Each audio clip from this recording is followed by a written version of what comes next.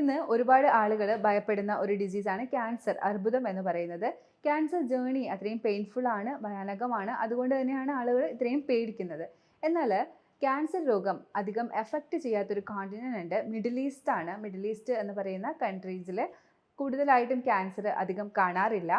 അപ്പോൾ അവരെങ്ങനെയാണ് ഈ ഒരു ക്യാൻസർ രോഗത്തെ പ്രതിരോധിക്കുന്നത്? അവരുടെ എന്ത് ജീവിതശൈലിയാണ് ക്യാൻസർ രോഗത്തിൽ നിന്നും അവരെ ഇങ്ങനെ സംരക്ഷിച്ച് നിർത്തുന്നത് എന്നാണ് ഇന്നത്തെ വീഡിയോയിലൂടെ ഞാൻ നിങ്ങളുമായിട്ട് ഡിസ്കസ് ചെയ്യുന്നത്. ഞാൻ ഡോക്ടർ ആമിന, QNB ഹെൽത്ത് കെയറിലെ മെഡിക്കൽ ഓഫീസറാണ്. ക്യാൻസർ അഥവാ അർബുദം എന്ന് പറയുമ്പോൾ തന്നെ ആളുകൾക്ക് ഭയമാണ്. മിക്കപ്പോഴും ക്യാൻസർ ഫേസ് ചെയ്യുന്നവരായിരിക്കാം ഈ ഒരു വീഡിയോ സെർച്ച് ചെയ്ത് വരുന്നത്. അപ്പോൾ അവർ വളരെ വേദനയോടുകൂടിയായിരിക്കും ഇതെങ്ങനെയാണ് ക്യൂർ ചെയ്യുന്നത് എന്ന് നോക്കുന്നത്.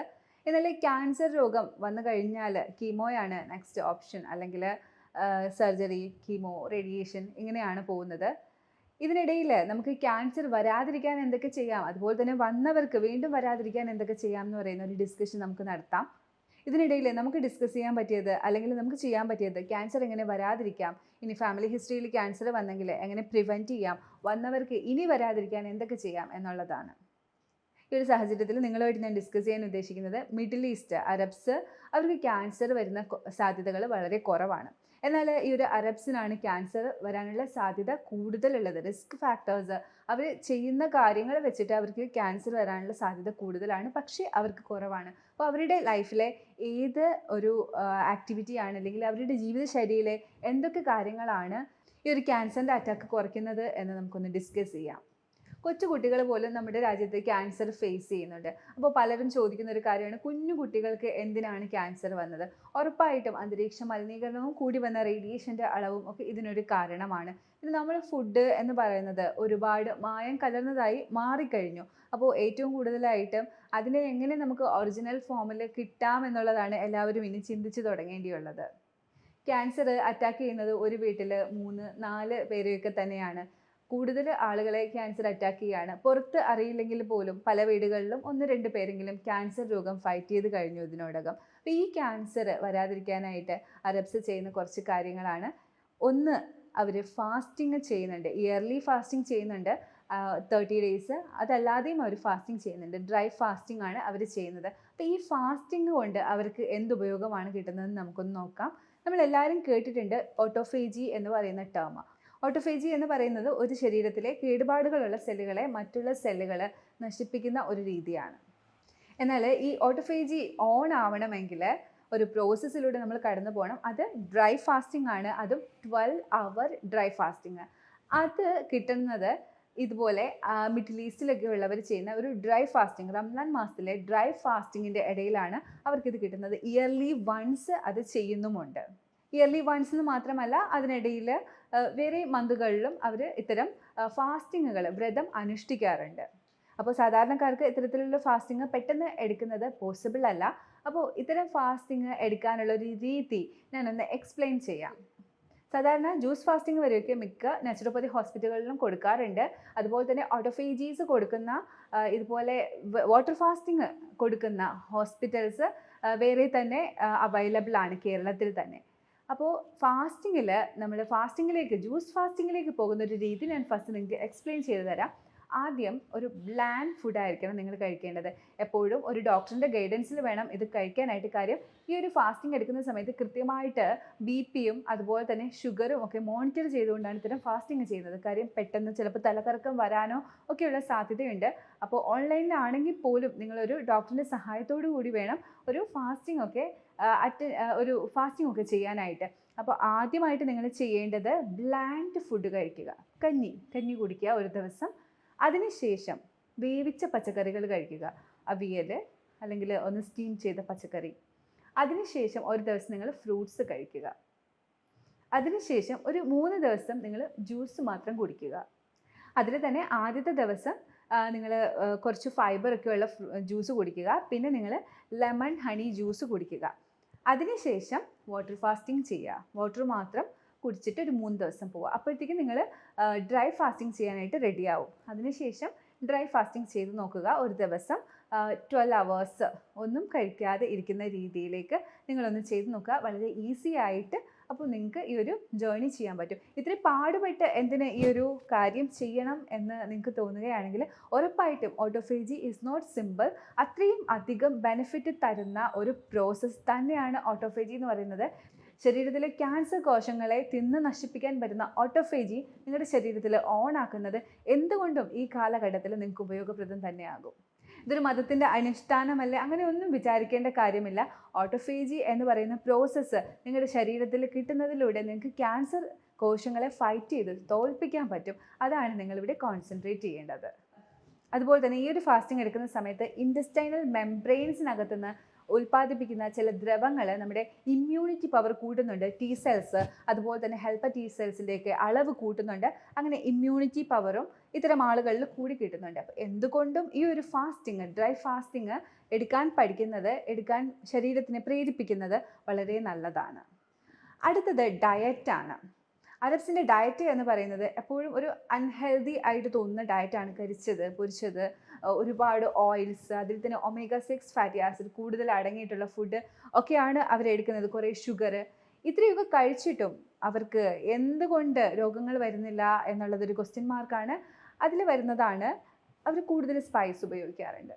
നമ്മുടെ കേരളത്തിലാണ് സ്പൈസിൻ്റെ ഉറവിടം എന്ന് പറയുന്നത്, പക്ഷേ നമ്മളതൊക്കെ അങ്ങോട്ട് കയറ്റി അയക്കുകയാണ്. അപ്പോൾ അവർ ഫസ്റ്റ് ക്വാളിറ്റി ഉള്ള ഈ ഒരു സ്പൈസ് ഒരുപാട് ഉപയോഗിക്കുന്നുണ്ട്. കുങ്കുമമായാലും അതുപോലെ തന്നെ ഏലക്ക, ഗ്രാമ്പൂ, കറുവപ്പട്ട എല്ലാം അവർ നല്ല തോതിൽ ഉപയോഗിക്കുന്നുണ്ട്. എന്തിനേറെ പറയണം, നമ്മുടെ മഞ്ഞളൊക്കെ അവർ നന്നായി ഉപയോഗിക്കുന്നുണ്ട്. മഞ്ഞളിലൊക്കെ കുർക്കുമിനൊക്കെ കൂടുതൽ അടങ്ങിയിട്ടുണ്ട്.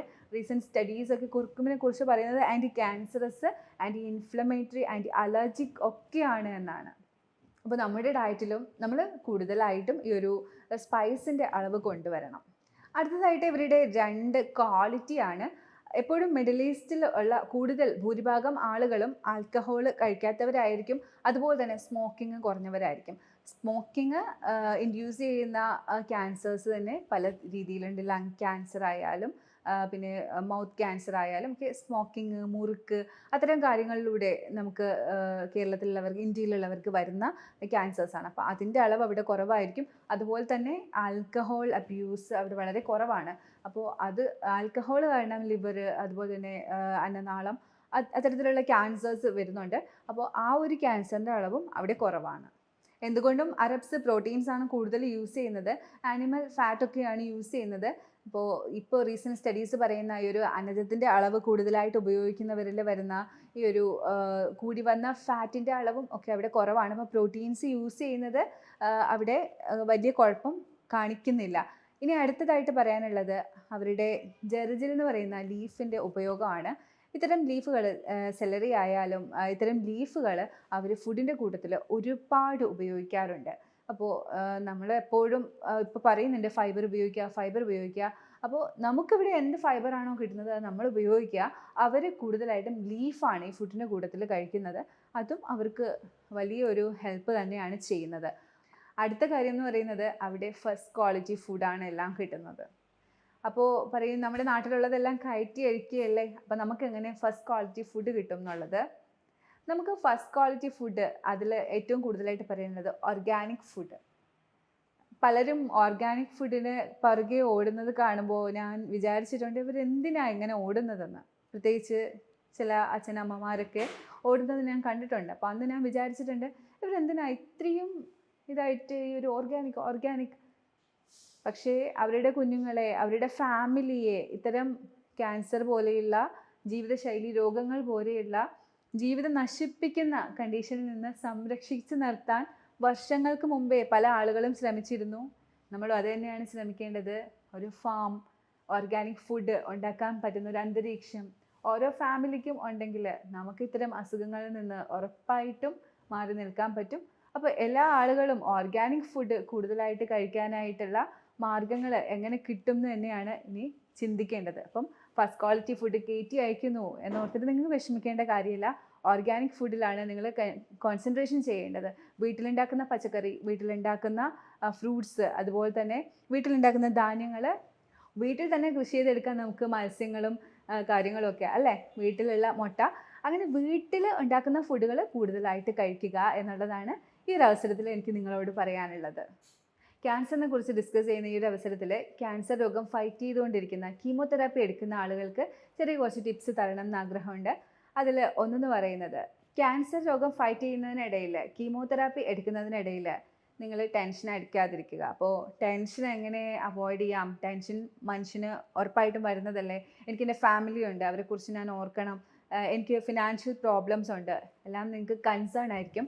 പക്ഷേ ക്യാൻസർ പേഷ്യൻ്റ് ഫസ്റ്റ് അവോയ്ഡ് ചെയ്യാനുള്ളത് സ്ട്രെസ്സ് തന്നെയാണ്. ഇപ്പോൾ നിങ്ങളുടെ ഫാമിലി നിങ്ങൾക്ക് അതിനുള്ള ഒരു അവസരം തരുന്നില്ല, ആരും തരുന്നില്ല, നിങ്ങളതിനുള്ള വഴി കണ്ടെത്തുക. അപ്പോൾ ഉറപ്പായിട്ടും എന്തെങ്കിലുമൊക്കെ തെറാപ്പീസ്, മെഡിറ്റേഷൻസ്, മ്യൂസിക് തെറാപ്പി, അങ്ങനെ അതൊക്കെ എടുത്തിട്ട് എപ്പോഴും ടെൻഷൻ ഫ്രീ ആയിട്ടിരിക്കാനായിട്ട് കൂടുതലും ശ്രദ്ധിക്കുക. രണ്ടാമത് വരുന്ന കാര്യം ന്യൂട്രീഷനാണ്.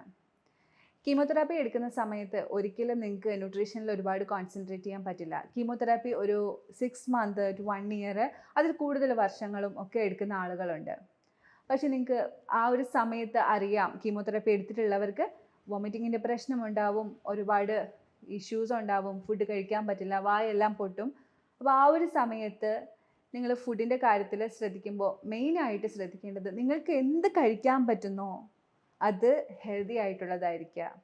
പലർക്കും പലതും കഴിക്കാൻ പറ്റില്ല, പലതും കഴിക്കാൻ പാടില്ലാതെയൊക്കെ വരാം. ഇപ്പം ഡേറ്റ്സ് ഒക്കെ ആയാലും അത് വെള്ളത്തിൽ സോക്ക് ചെയ്ത് അതിൻ്റെ വെള്ളം എടുത്ത് കുടിക്കുക. കാരണം മിക്കപ്പോഴും തരിതരയുള്ള ആഹാരമൊക്കെ കഴിക്കുമ്പോൾ പെട്ടെന്ന് വൊമിറ്റ് ചെയ്യാറുണ്ട്. അപ്പോൾ അതിൻ്റെ വെള്ളം അരിച്ച് കൊടുക്കുക, അതിൻ്റെ ആ ഒരു ഗുണമെങ്കിലും അവർക്ക് കിട്ടും. അതുപോലെ തന്നെ കൂടുതൽ ഡയറ്റിൽ ഈ ഒരു സമയത്ത് നിങ്ങൾ കോൺസെൻട്രേറ്റ് ചെയ്യരുത്. കാര്യം പല കണ്ടൻറ്റും കൂടി പോകാനുള്ള സാധ്യതയുണ്ട്. അപ്പോൾ അതുകൊണ്ട് സാധാരണ കഴിക്കുന്ന ഫുഡുകൾ കഴിക്കാനായിട്ട് ശ്രദ്ധിക്കുക. പിന്നെ കീമോ എടുക്കുന്നവർക്ക് അറിയാം, കീമോയുടെ ആ ഒരു എഫക്റ്റ് കഴിഞ്ഞ് വരുന്ന ഒരു സാഹചര്യത്തിൽ നിങ്ങൾക്ക് കഴിക്കാൻ കിട്ടുന്ന ദിവസങ്ങളിൽ നല്ല രീതിയിൽ ഭക്ഷണം കഴിക്കുക. അപ്പോൾ വിഷമിച്ചിരിക്കാതെ നല്ല രീതിയിൽ ഭക്ഷണം കഴിക്കുക. അതുപോലെ തന്നെ ആ സമയത്ത് നല്ല രീതിയിൽ മെഡിറ്റേഷൻ, യോഗ ഒക്കെ ചെയ്യാനായിട്ട് ശ്രമിക്കുക. അടുത്തായിട്ട് പറയാനുള്ളൊരു ട്രീറ്റ്മെൻ്റ് ആണ്. കീമോ എടുക്കുന്ന ആളുകളിൽ ഹീറ്റ് വളരെ കൂടുതലായിരിക്കും. അപ്പോൾ ഹീറ്റുള്ള സാഹചര്യത്തിൽ സ്റ്റഡീസ് പറയുന്ന ഒരു തെറാപ്പി ഉണ്ട്. അത് കൈ, കാല് നനഞ്ഞ നല്ല തണുത്ത വെള്ളത്തിലിട്ട് വെക്കാനാണ്. അപ്പോൾ ഹാൻഡ് ഗ്ലൗസിനകത്ത് ഐസ് ഇട്ടതിന് ശേഷം നിങ്ങൾക്കത് കയ്യിലേക്ക് അപ്ലൈ ചെയ്ത് കൊടുക്കാം. അങ്ങനെ ഈ ഒരു എക്സ്ട്രിമിറ്റീസിലെ ഹീറ്റ് കുറയുമ്പോൾ ബാക്കി ഭാഗത്തെ ഹീറ്റും കുറയാം. അതുപോലെ തന്നെ ഷോക്സിനകത്തും ഇതുപോലെ ഐസ് പീസസ് ഇട്ട് കൊടുത്തതിന് ശേഷം നിങ്ങൾക്ക് കാലിലിട്ട് 20 മിനിറ്റ് ഇരിക്കാം. ഇത് നിങ്ങൾക്ക് എല്ലാ രീതിയിലുള്ള ഹീറ്റ് ഒന്ന് കുറയാനായിട്ട് ഹെൽപ്പ് ചെയ്യും. അതുപോലെ തന്നെ വയറ്റിൽ നിങ്ങൾക്ക് കോൾഡ് ബാഗ് അപ്ലൈ ചെയ്ത് കൊടുക്കാം.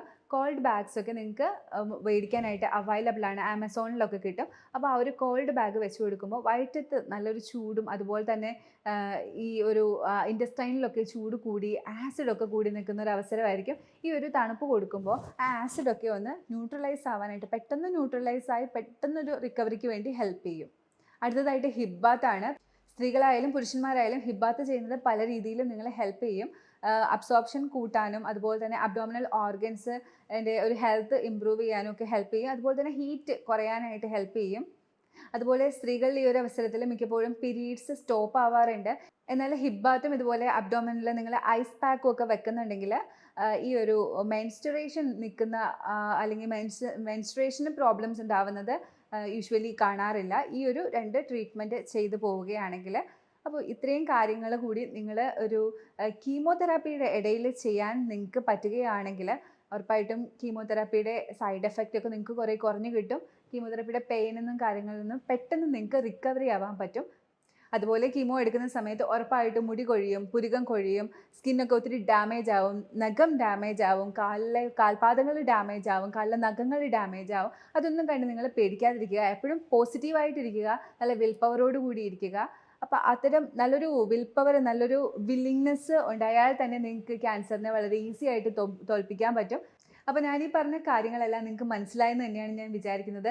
അത് ഞാൻ പറഞ്ഞത് അറബ്സ് എങ്ങനെയാണ് ക്യാൻസർ വരാതെ ഇരിക്കുന്നതെന്നാണ്. അപ്പോൾ ഒരു ഓട്ടോഫേജിയുടെ കാര്യമായാലും അവരുടെ ഡയറ്റിൽ സ്പൈസസ് ചേർക്കുന്ന കാര്യമായാലും ആൽക്കഹോളിസം, സ്മോക്കിംഗ് ആയാലും ഇലകൾ കൂടുതൽ കഴിക്കുന്ന കാര്യമായാലും നല്ല ക്വാളിറ്റി ഫുഡ് കൺസ്യൂം ചെയ്യാനായിട്ട് നമ്മൾ ഓർഗാനിക് ചൂസ് ചെയ്യണമെന്ന് പറഞ്ഞ കാര്യമായാലും ഒക്കെ നല്ല രീതിയിൽ നിങ്ങൾ ഫോളോ ചെയ്യുക. അതുപോലെ തന്നെ കീമോതെറാപ്പി എടുക്കുന്ന ആളുകൾ ഞാൻ പറഞ്ഞ കാര്യങ്ങൾ ഫോളോ ചെയ്യാനായിട്ട് പ്രത്യേകം ശ്രദ്ധിക്കുക. അങ്ങനെ കീമോതെറാപ്പി എടുക്കുന്നവർക്ക് സൈഡ് എഫക്റ്റ് ഇല്ലാതെ, സൈഡ് എഫക്റ്റ് കുറഞ്ഞ് പെട്ടെന്ന് റിക്കവറി ആവുന്ന രീതിയിൽ കീമോതെറാപ്പി എടുക്കാനും ക്യാൻസർ പെട്ടെന്നൊന്നും വരാതിരിക്കാനും ക്യാൻസർ വന്നവർക്ക് ഇനി അത് മാനേജ് ചെയ്ത് പോകാൻ പറ്റാനൊക്കെ പറ്റട്ടെ. അപ്പോൾ ഈ പറഞ്ഞ കാര്യങ്ങളൊക്കെ നിങ്ങൾക്ക് ഉപയോഗപ്രദമായി എന്ന് തന്നെയാണ് ഞാൻ വിചാരിക്കുന്നത്. Thank you for watching my video. ഇനി ഒരു വീഡിയോയിലേക്ക് കാണുന്നവരേക്കും ബൈ.